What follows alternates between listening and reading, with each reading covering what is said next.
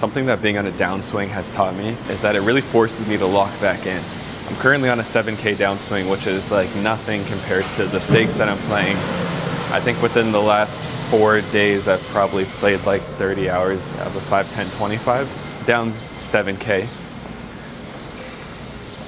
Not too bad. Made a couple bad decisions as well, for sure. But yeah, it teaches me to lock back in. And during that upswing, I wasn't really thinking about studying too much, or I took a break from the gym as well. I wasn't going 5 times a week. I was more so going like 3 times a week during the upswing. And within the last few sessions, it's really made me feel like I gotta lock back in. So last couple nights I got way better of a sleep, studied, getting home after the session, and the next morning went to the gym the last couple of days. I'm feeling good. I feel like I got my head clear. I feel like I'm locked in and ready to crush. Hopefully how I feel will represent how I play today and represent how the cards are dealt to me, but obviously we can't control that. So good luck, us. I'm gonna go watch these Champions League games, and I'll see you guys at the table.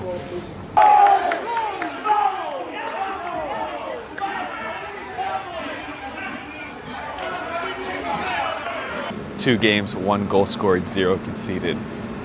Classic Arsenal this season. Kind of transferring back to my mindset at the beginning of the year, just stay consistent, play 2-5, build the bankroll, see how much I can average in my hourly rate for the whole year throughout different spots playing 2-5.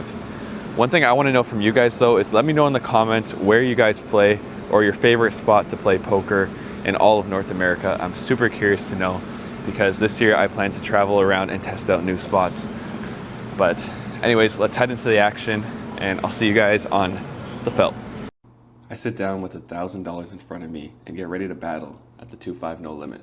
We have the straddle going for the first hand, and I'm in the big blind with Jack-9 offsuit.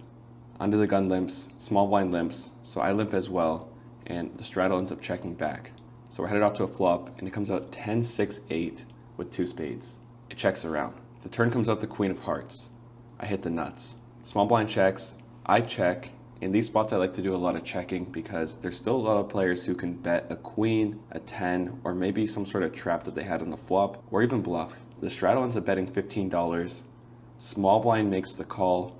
The action's on me, and now I got a decision of how big I want to raise. Well, if they have a hand like 2-pair or a queen plus straight draw, flush draws, those hands aren't going to fold. So I'm going to target hands like that and go really big here. I make it $100. They know I'm capable of bluffing in these spots, but they both end up folding. Cutoff limps. I'm on the button with 9-10 of clubs. I could also limp here, but I decide to ISO. It's good to ISO wide in these spots. I make it $40. Straddle ends up making the call, and the cutoff comes along as well. So flop comes out queen, 5-5, 2 spades. They both check to me, and this is a range bet flop for me, especially against recreational players. I bet $40, and it's only cutoff that makes the call. Heading off to a turn, and it comes out the 6 of diamonds. I now think he has a ton of flush draws, maybe some queen X. I think he'd raise some though on the flop, given the player, and maybe some pocket pairs. He checks it over to me, and against that range, I don't think I'm gonna have much fold equity, so I check back. The river comes out a board pairing 6. He now reaches for chips and bets a total of $50. Now is where I have a decision. This seems like an easy fold, but would he really bet $50 on this card with a queen? I think this player would specifically just check. So maybe he has a flush draw, maybe he has a pocket pair that got counterfeit, or maybe he has some sort of hand like pocket 7s, but I also think that hand would check as well. So he must have some sort of counterfeit here or miss flush draw. And against that range, I don't think I need to raise very large here. I can also have a 6 myself. I make it $125, and he folds pocket 3s face up. Looks like our read was right here. I have pocket 9s in the cutoff. Low jack raises to $25, hijack makes the call, and this is a spot where I would do some squeezing, but I'm not going to do it all the time. Sometimes I like to randomize my decision based off of the moment to keep my range in check, and this is one of those moments given the players in the hand. So I randomize here and end up randomizing call. So I make the call. I would never fold, by the way. Small blind calls as well, and the straddle comes along too. Headed off to a flop here. It comes out the 3 of hearts, 7 of spades, 8 of spades. It checks to me, and since I have an overpair, I'm gonna bet, and I'm gonna target hands like 8x, flush draws, straight draws. So I bet $60. The straddle recreational makes it $130, so basically a min raise. I don't think I can fold yet, given that he could be doing this with a ton of 8x. I make the call. I think I'm only behind hands here like 7, 8, pocket 10s, maybe pocket jacks that didn't re-raise pre-flop. The turn comes out the 4 hearts, and now he goes all in for $325. That was my fault on the flop for not paying attention to his stack size, and if I saw that he didn't have much behind here, I'd probably just make the fold on the flop. But I end up making the fold on the turn. I just don't think I'm ever going to be ahead here to this specific player. Nice hand. I now find myself on the button with a premium ace-king offsuit. Low jack player limps, hijack raises to 40.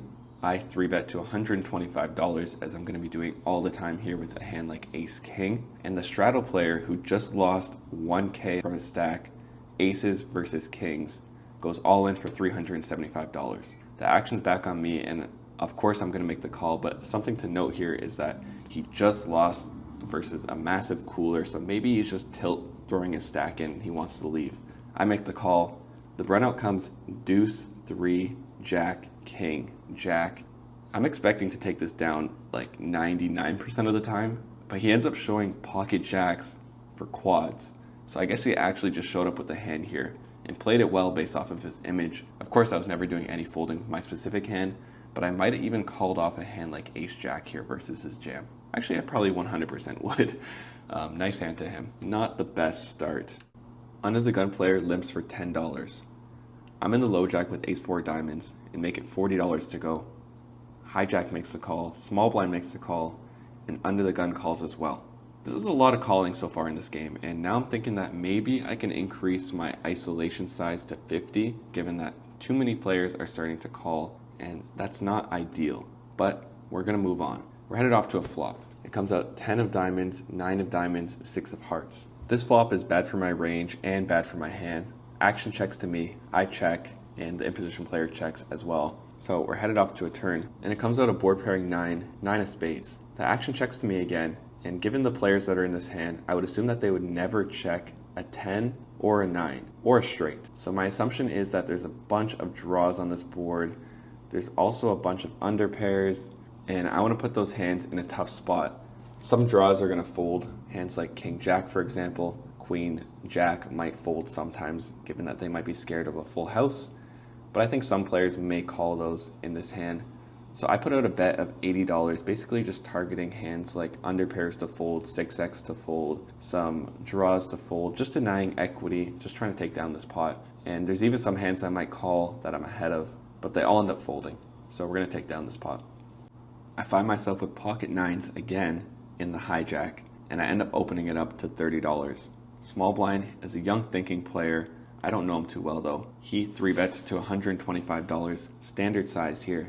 The action's back on me, and this is a spot where I'm going to be folding sometimes and calling sometimes, and given that I don't know this player, but I know he's a thinking player, I'm not going to pure call. So again, I take out the randomizer and randomize my decision, and I land on call. The flop comes out 3, 4, 5 with 2 diamonds. He checks it over to me, and on a board like this, if he checks, I'm going to do a lot of betting. It's going to be for a small size to put his range in a tough spot. Hands like ace-10 of spades are just in a nightmare position here. King-jack, it's just unfortunate. He has to fold a lot of the time. King-queen, king-10, queen-jack, jack-10. So anyways, I bet $75 and he quickly makes the fold. Finally find myself with an absolute premium. I pocket aces. I'm in the hijack. Low jack raises to 30. I 3-bet to $90. He makes the call. So we're headed off to a flop. Comes out ace of diamonds, 10 of hearts, 7 of hearts. Now I know I've mentioned in my previous videos that in these spots when I flop the absolute nuts, I like to just do a range bet because I can still cooler hands and I can still get some hands to maybe even check raise me that are draw heavy.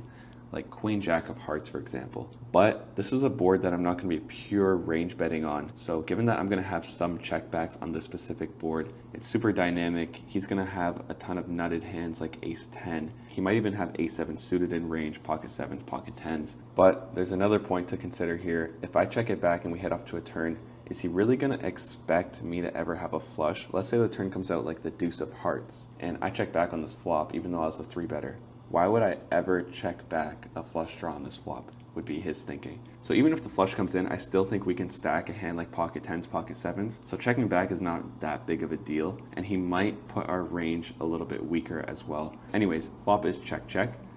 The turn comes out the 4 of diamonds, and he checks it over to me again. I'm not going to be checking back. I bet $90. He thinks for a bit, probably puts me on pocket kings, realizes he can't beat that, is too afraid to bluff, and unfortunately lets go of his cards. I hope he didn't fold pocket 7s on some crazy live read. Probably not. I'm under the gun with pocket 10s. The session has been decent so far. Kind of up, kind of down, kind of in the middle. It's alright. We're swinging. I opened at $25 given that I'm in the maximum out of position, and it's only the straddle who makes the call. So heads up with $50 in the middle. The flop comes out queen, 6, 9, rainbow. He checks it to me. I go for a bet of $25 here. He makes the call. The turn comes out the 7 of hearts. He checks it over. I don't see too much merit in betting, specifically on this card as well, given that it brings in some straights and some more 2 pairs that he can have. I check it back. The river comes out the deuce of clubs. He checks it to me once more, and now I'm assuming that my pocket 10s are probably good. And now I'm targeting hands like 7, 8, 6x, 9x to make a call here. I bet $50. He makes the call, but we actually end up losing to ace queen suited. Interesting check by him on the river. Gets him paid a little bit. I probably would have called a small bet myself though. Oh well, that's going to end our session for today. Stay tuned for the afterthoughts. Hope you guys enjoyed. I went to go check out the 5-10 game and it looked amazing. There was 2 seats open. I couldn't say no.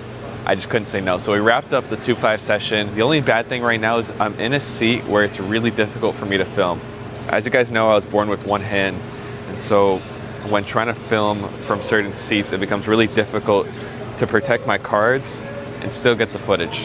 And I don't feel comfortable. I know most people are not going to be cheating or looking at my cards, but I am still subconscious about it just in case. So not going to be filming yet, but if I can hopefully get a seat change, then the camera will come out and I will film for you guys. Nonetheless, I will at least tell you guys how the session went at the end. I'll see you guys there. Yeah, you Seems can't like, even tell it's like spinning. in the movie Origin Inception. Knock it over with the dot. That's a really good one. When you're card dead and when you're getting outflopped in 3-bet pots, it's not a very good combination to make money at the 5-10. You're gonna probably lose a lot. And that was the result of today. Unfortunately, ended up losing a total of 3,000.